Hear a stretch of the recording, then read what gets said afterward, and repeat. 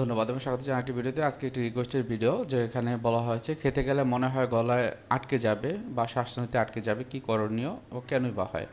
আমি আছি counselling psychologist আশুজ্জামান Raju. আপনারা অনেকেই জানেন বিভিন্ন রকমের সোশ্যাল মিডিয়া, যেমন ইউটিউব থেকে শুরু করে বা ফেসবুকে আমার কিছু অ্যাক্টিভিটি আমার থাকে, সেখানে বিভিন্ন জন বিভিন্ন রকমের প্রশ্ন করেন। এই প্রশ্নগুলোর অ্যান্সার কিন্তু এককভাবে দেওয়া যায় না, কারণ কি সেটা আমি বলবো। আমি আছি কাউন্সিলিং সাইকোলজিস্ট আশুজ্জামান রাজু। খেতে গেলে গলায় খাবার আটকে যাবে অথবা শ্বাসনালীতে আটকে যাবে, একটা ভয়, তীব্র ভয় অনেকের ভিতরেই কাজ করে। এর পিছনে প্রধান যে কারণটি সেটা হলো, হয়তো তার ভিতরে যে মেডিটেট যে মোড আমরা বলি বা মনোযোগের যে ব্যাপারটি সেটি ঠিকমতো থাকে না। আপনি যদি একটু লক্ষ্য করেন, আপনি যখন খাওয়া দাওয়া করেন তখন আপনার মনটা কোথায় থাকে? আপনার মনটা কি অস্থির থাকে, বা কোনো একটা চিন্তা যেটা হয়তো এখন না করলেও হয়, কিন্তু কোনো না কোনোভাবে আমার মাথায় ঢুকে যাচ্ছে, যেটাকে আমরা বলি ইন্ট্রোসিভ থট। হ্যাঁ, অনেকের ক্ষেত্রে কী হয় যে এই চিন্তাগুলো সে চাইলেও রিমুভ করতে পারে না, ম্যানেজ করতে পারে না। মনে হয় কোনো না কোনোভাবে এক্সটার্নাল সোর্স হিসেবেও অনেক ক্ষেত্রে আমার মাথার ভিতরে ঢুকে যায়। সো এই যে চিন্তাগুলো, এটাও কিন্তু তাদের ভিতরে একটা অস্থিরতা বা অ্যাংজাইটি তৈরি করে। এবং যখন খায় তখন এটা কি হয় যে সরাসরি বা যে শ্বাসনালীতে অনেক ক্ষেত্রে চলে যায়, এবং তখন তারা হয়তোবা বিভিন্ন কাশির মাধ্যমে বা বিভিন্ন রকমের তারা ফিল করে ওই যে ঝালটা যে খাবারটা খাচ্ছে, হ্যাঁ, সেটা কিন্তু তারা ফিল করতে পারে। তাহলে কি কারণ হলো? আপনি প্রথমে একটু চেক করবেন যে আপনি কি মানসিক অশান্তিতে আছেন কিনা, বা পারিবারিক অশান্তি বা নিজের লাইফ নিয়ে কোনো রকমের অশান্তিতে আছেন কিনা। হয়তোবা এমন হতে পারে এতটাই তীব্র, এতটাই শক্তিশালী ওই যে চিন্তাগুলো, যেগুলো হচ্ছে যে আপনার এই যে বর্তমান সময়ে ভালো থাকার যে প্রক্রিয়া সেটি করতে দিচ্ছে না। বেশিরভাগ ক্ষেত্রেই আমাদের কাছে যারা আসে তারা কিন্তু এইভাবে, তারা মনোযোগের সমস্যা থাকে বলে তারা কিন্তু এটা হয়।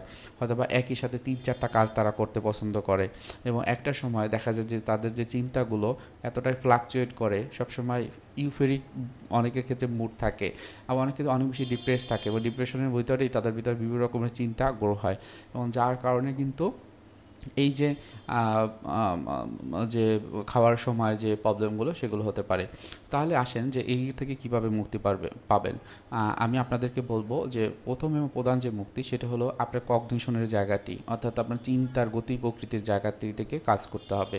আপনি চাইলে নিজে নিজে চেষ্টা করে কিছুটা সাহায্য পেতে পারেন, বা আমি বলবো আপনি যদি অ্যাক্টিভলি এগুলোকে মোটামুটি হলো যে হ্যান্ডেল করতে চান, তাহলে কিছু কাজ আমি যেগুলো বলবো তার মাধ্যমে তো সেইগুলো ফলো করে করবেন। সেই কাজগুলো কি মনে করেন, আপনি যখন খেতে যাবেন তখন ঠিক আপনার কোন কোন চিন্তাগুলো মাথায় আসতেছে, যখন মাথায় আসবে খাওয়ার পরে আপনি ওগুলোকে নোট ডাউন করে রাখবেন, বা আপনি ওই সময়টা বলবেন যে ঠিক আছে আমার মাথায় কী কী আসতেছে একটু চিন্তা করি। চিন্তা করার পর আপনি খাওয়া দাওয়ায় মনোযোগী হবেন, এবং ওই সময়টায় আমরা বলি পঞ্চ ইন্দ্রিয় কাজে লাগিয়ে খাওয়া। অর্থাৎ আপনি যে খাবারটি খাচ্ছেন সেটি কালার কীরকম, রং কীরকম, বা হচ্ছে যে সেটি যখন মুখে দেন তখন এটা খেতে কেমন লাগে, অথবা যেটা হয় যে আপনি যখন মুখে নেওয়ার পর চাবাচ্ছেন সেটি কেমন স্বাদ লাগছে, আপনি ওটা থেকে কোনো ঘ্রাণ পাচ্ছেন কি না। এই যে বিষয়টি, যেটাকে আমরা বলি বিইং প্রেজেন্ট, অর্থাৎ বর্তমানে থাকা, খুবই ইফেক্টিভ হবে আপনি যদি এটি করতে পারেন। এবং চিন্তাগুলো আপনি নোট ডাউন করে ফেলবেন। এরপরে চিন্তাগুলো কী জন্য হচ্ছে, এটা কি কতটুকু ইম্পর্টেন্ট আপনার লাইফে, আমরা বলি কগনিটিভ রিস্ট্রাকচারিং। আপনি নিজে নিজে চেষ্টা করতে পারেন যে আসলে আপনার যে চিন্তাগুলো হয় আসলে কি বাস্তব। বাস্তব যদি হয় এর কোনো এভিডেন্স আছে, কখনো কি এর প্রমাণ পেয়েছেন, আপনার কাছে প্রমাণ আছে, একটু দেখতে পারেন। এরপর কিছু বিষয় যেটা আমরা বলি যে আমাদের যে অটোনমিক নার্ভ সিস্টেম সবসময় এক্সাইটেড থাকে, তাকে শান্ত করার জন্য যে ব্যায়াম সেটাকে আমরা বলি যে রিল্যাক্সেশন এক্সারসাইজ। অর্থাৎ আমার শরীর এবং মনটাকে রিল্যাক্স করব। শরীর এবং মনটাকে রিল্যাক্স করতে আপনি প্রথমে যেটি করতে পারেন ব্রিদিং এক্সারসাইজ, অর্থাৎ শ্বাস প্রশ্বাসের ব্যায়াম। সেইটাও আমার ইউটিউব চ্যানেলে রয়েছে, কীভাবে করবেন সেখান থেকে দেখে নিতে পারবেন।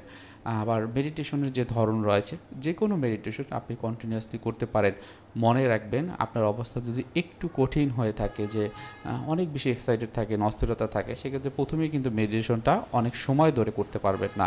আপনাদেরকে আমি সাজেস্ট করব ইনিশিয়ালি আপনি 5 মিনিট করে শুরু করেন, এবং এটি 30 মিনিট পর্যন্ত আপনি করার চেষ্টা করবেন। কিন্তু মনে রাখবেন এই যে 5 মিনিট করতে গেলেও হয়তো বা আপনার ক্ষেত্রে প্রবলেম হতে পারে। সেক্ষেত্রে 2 মিনিট করবেন। 2 মিনিট যদি না পারেন অ্যাটলিস্ট 1 মিনিট চোখ বন্ধ করে কোনো রকমের চিন্তা না করে আপনি এই যে মেডিটেশনটা করবেন। আমার অন্য যে ভিডিওগুলো আপনারা দেখে থাকলে বুঝতে পারবেন। সো এই যে বিষয়গুলো আপনি করতে পারবেন নিজে নিজেই। কিছু কিছু বিষয় আছে যেগুলো হলো যে হয়তো অন্যকে শেয়ার করলে আপনার ভালো লাগবে, অস্থিরতা কমবে। সেটি আপনার ফ্যামিলি মেম্বার কেউ থাকতে পারে, অথবা পরিবারের বাইরেও কেউ থাকতে পারে। তাদের সাথে কথা বলতে পারেন, একটু হাসি খুশি থাকা, নিজের শখের যে বিষয়গুলো সেগুলো পূরণ করা।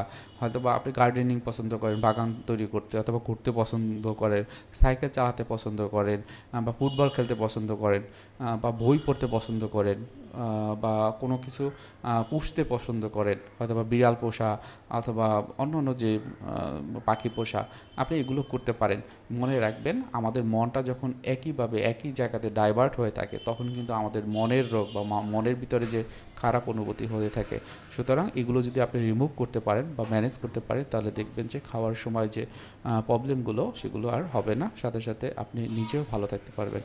আশা করি আমার ভিডিওটি প্রথম থেকে শেষ পর্যন্ত আপনারা দেখেছেন। যদি ভালো লাগে থাকে তাহলে অবশ্যই সাবস্ক্রাইব করে রাখবেন এবং পরবর্তীতে কোনো রিকোয়েস্টেড ভিডিও থাকলে জানাবেন। আসসালামু আলাইকুম।